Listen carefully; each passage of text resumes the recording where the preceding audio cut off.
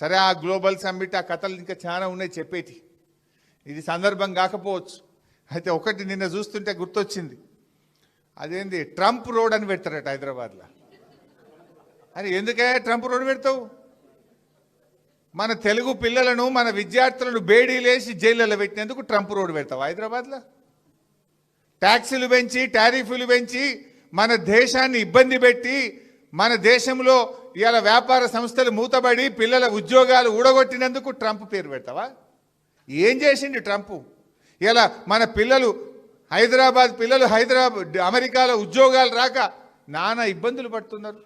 విద్యార్థులకు ఫీజులు పెంచిండు ట్రంప్, చదువుకోవడానికి అమెరికా పోకుండా ఫీజులు పెంచి బేడీలేసి మీ టారిఫ్లు పెంచి భారతదేశాన్ని ఇబ్బంది పెడుతుంటే ఈయనట ట్రంప్ రోడ్డు పెడతారట.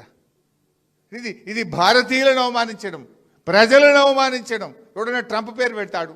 ట్రంప్ అంటాడు మన నోట్బుక్ ఎత్తగొడుతున్నాడు, మన టారిఫ్లు పెంచుతుండు, బేడీలేసి మన పిల్లల్ని అవమానపరిచి అత్యంత అవమానకరంగా మన పిల్లల్ని దేశం నుంచి ఎల్లగొడుతుంటే జైళ్ళలో పెడుతుంటే వాని పేరు పెడతా అంటే అసలు నువ్వు ఏం మనిషివి? నీకేమైనా సోయి ఉందా లేదా? నాకైతే అర్థమవుతలేదు.